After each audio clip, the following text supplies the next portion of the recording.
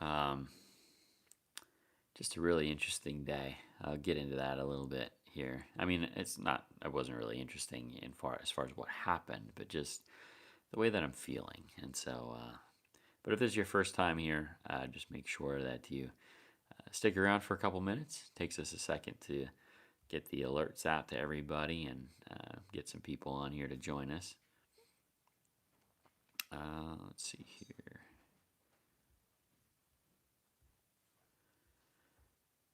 I'm under the wrong account. All right, got a few people here already. If you guys have an opportunity and you want to share this around, feel free to do that.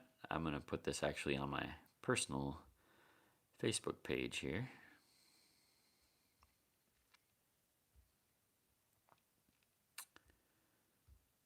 Let's see.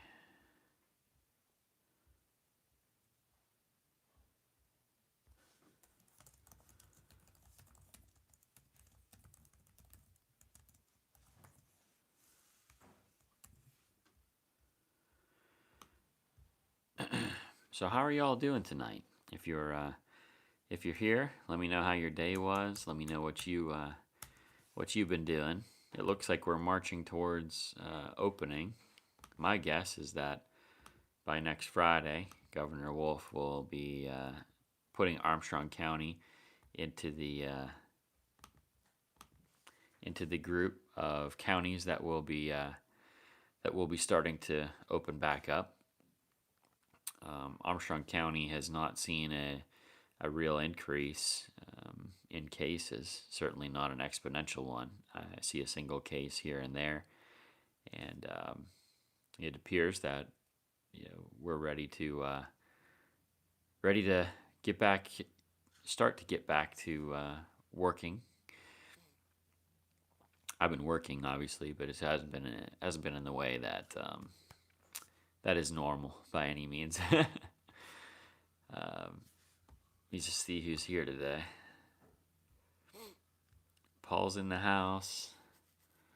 What's up, naked face? I did had to get rid of the beard, and I'm glad I did today. It was very beautiful day. Did you guys spend the day outside like I did? Man, it was awesome. Paul's here. Melissa's in the house. It's been a while since we had Melissa. Naomi's here. Roger's in the house. Kevin's here. Paul's here. Meatloaf says indoor hat intensifies. Yeah, this is my working hat. The reason that I wear a hat inside is because like if you've committed all day to the hat, then you have hat hair, and so I have to. It's more to cover up the hair than it is to like use the hat.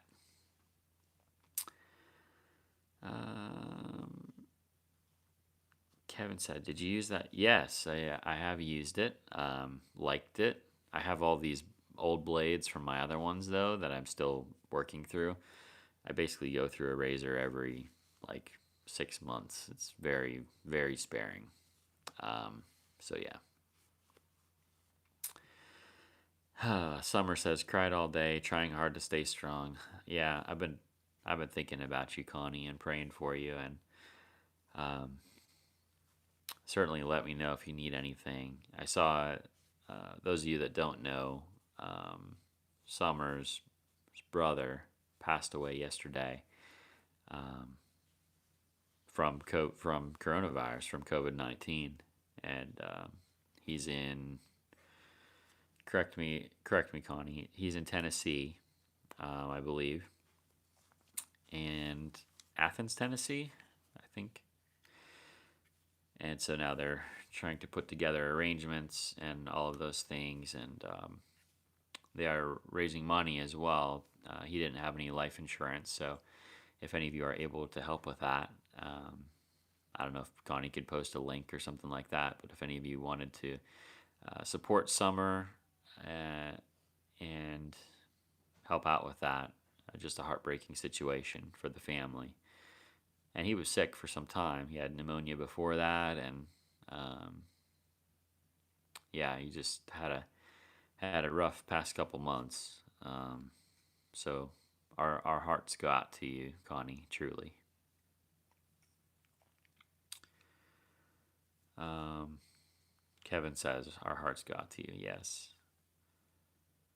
Um, Melissa says, we went to celebrate Javen turning 2. That's awesome. I miss seeing Javen and Jadea. Love those two little kiddos. Meatloaf says, wasn't Athens a Greek city-state or something? Yes, it was.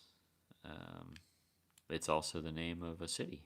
I think just about every state has an Athens. That's some some portion of the state. My day, these days are so odd because you're always trying to.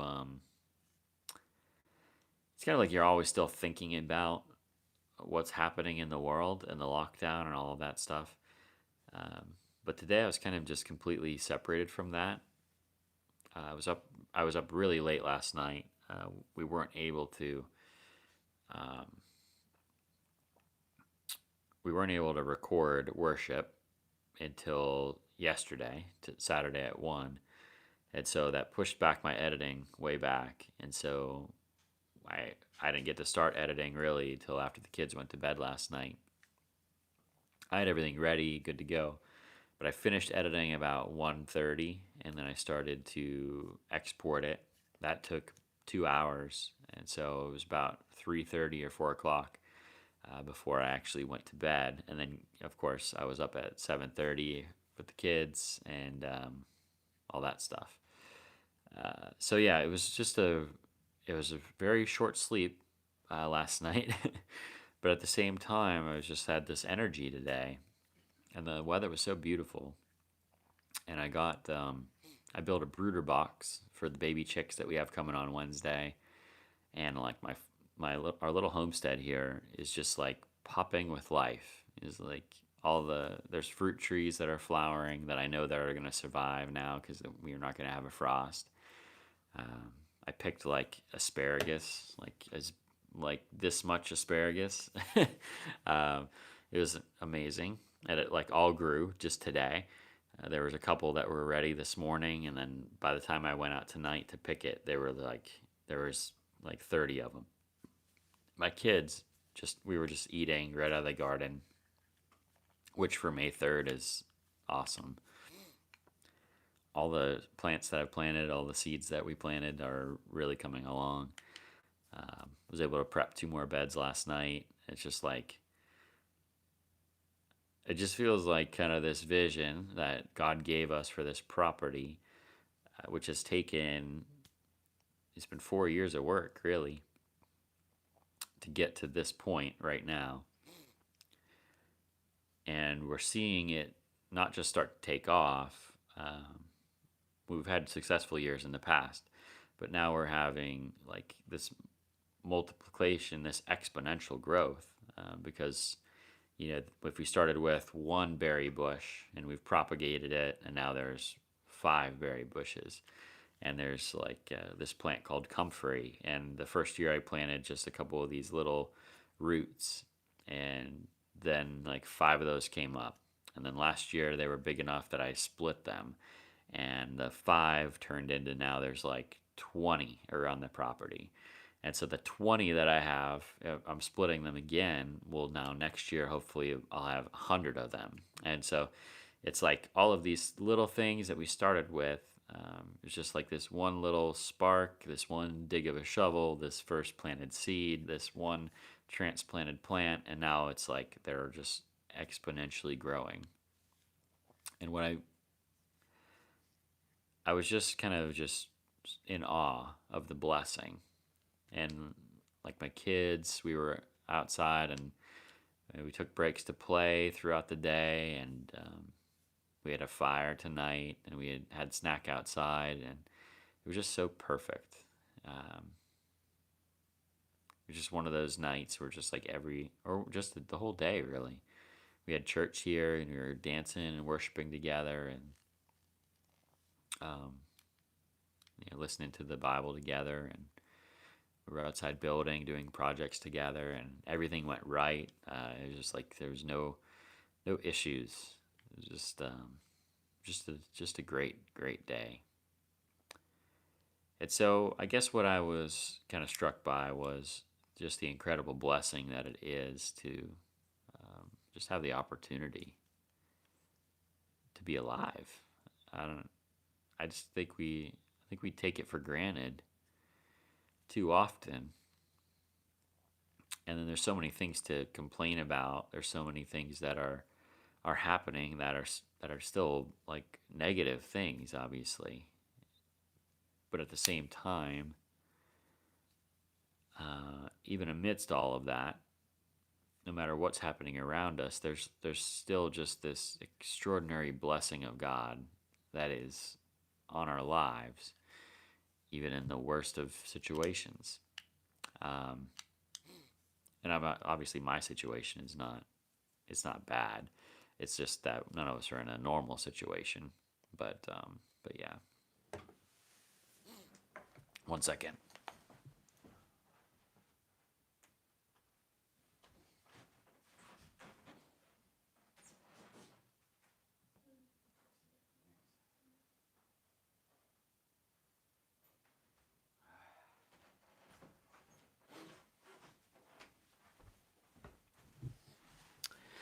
Sorry about that. Needed a Kleenex. But it's just amazing. Um, I'm just stupendously blessed. That's all. That's all I wanted to share tonight. Honestly, if you guys have anything you want to share, any blessings in the midst of all of this, certainly put them in the comments. But other than that, I'm probably just gonna hang out for a few minutes and then we'll finish it up.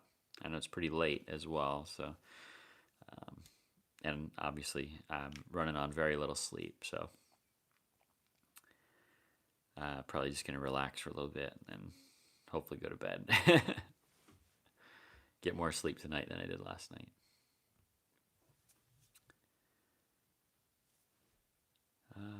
Let's see here. Yeah, these guys are just talking amongst themselves, which is great. Um, so yeah, guys, I I know that life can be hard sometimes. I'm actually going to be preaching about that next week, as long as God doesn't change it between now and then. But it's like even when we look through the Bible, there's these situations over and over again where times are really dark and terrible things happen, and there's a lot of that, and now is no exception. But we still have this amazing hope of eternity, and we still have this incredible gift to be to just be here, to be with God's creation. And so I just want to encourage you, even when times are hard, still continue to look for the blessings. We got to look for opportunities to pour out our praise back to God. Melissa says, "When are you doing actual church again?" It's a good question. My assumption is that by the end of May, we'll have church in some kind of fashion. We don't know quite what that's going to look like yet. We have a board meeting next week where we're going to begin talking through that. We want people to still be comfortable being there, and so we're trying to maintain social distancing, trying to still follow the guidelines that are laid out for us. I am not concerned at all for myself or for my family, for that matter, because we are all very, very low risk. I'm maybe the lowest risk person. I mean, I feel so extraordinarily healthy right now. Just the way I've been eating, the way I've been exercising. It's just like I feel maybe better than I felt my whole life. And so, but we do have some people that are high risk at our church, whether it be through, heart disease or different pulmonary disease or you know, they're older. If you're over 70, you are at much greater risk from the virus.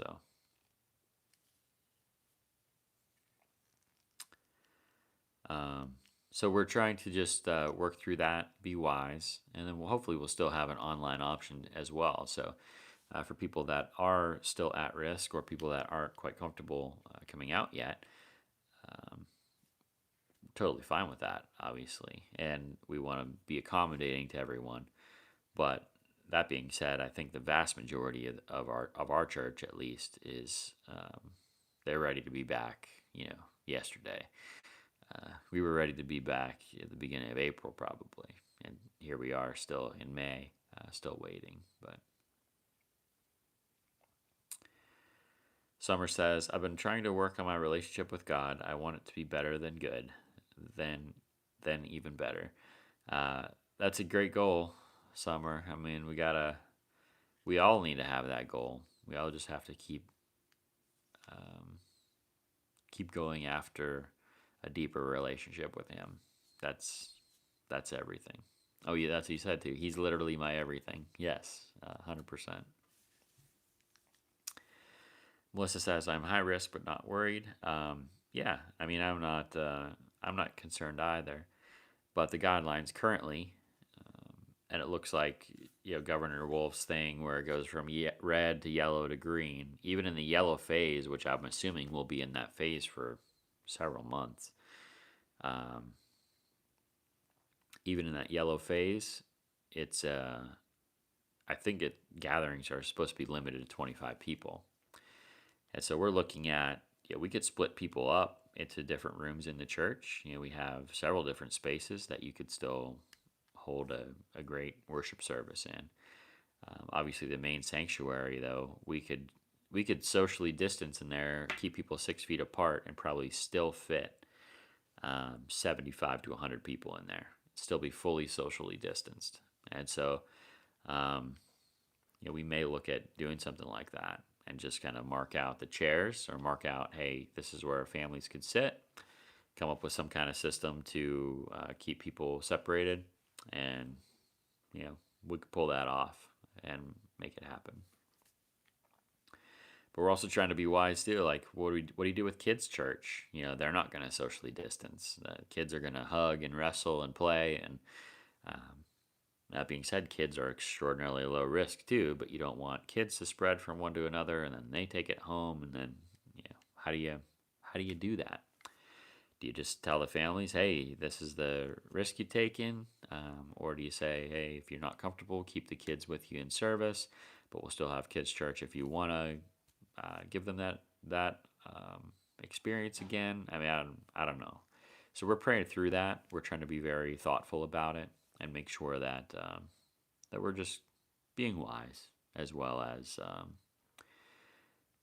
being considerate of everybody. Um, Tim's in the house, says I'm late, was exercising on my rower. Yes, good stuff, man. I remember, man, I haven't used a rower. My grandfather actually had one. I remember in the basement of my grandparents' house. I always remember playing with that thing before I could even really, before I could do it. Just messing around with it. Summer says we can wear masks. Yep, we could definitely do that. Melissa says I'm losing my hair, which sucks. Yeah. Um, Krista was kind of telling me about that a little bit, but yeah, still praying for you as well. 100%. Miss you guys. Just miss you guys so much. Miss seeing your faces and just miss corporate worship, honestly. But like I said, there's incredible blessing around us. Don't forget that. Don't miss it. Don't wish the days away. Okay, even in this, it's good stuff. Garden guy says, "Good evening. How are you? Did you do the blessing of the bell?" I did not. No, I forgot that was even happening. To be perfectly honest with you, Was there a lot of people doing it in town? Obviously, nobody did it here. All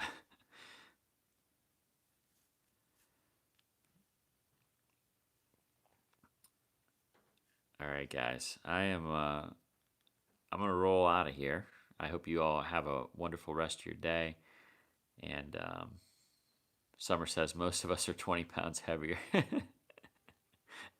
I'm actually about 5 pounds lighter. I've been working out way more than normal on top of all the garden stuff that I'm doing. So I feel like a physical monster right now. Like I'm primed and prepped for summer serve. um, all right, you guys. I love you. I appreciate every single one of you. Thanks for coming and hanging out with me. I'm sorry I was so late, but just the blessing of God is just overwhelming me tonight. So just so thankful to be alive and thankful to be connected with all of you. More videos coming. I have 3 in the hopper, so definitely we'll have some content coming out this week, and we'll make that happen. We'll see you guys very, very soon. All right. Talk to you later.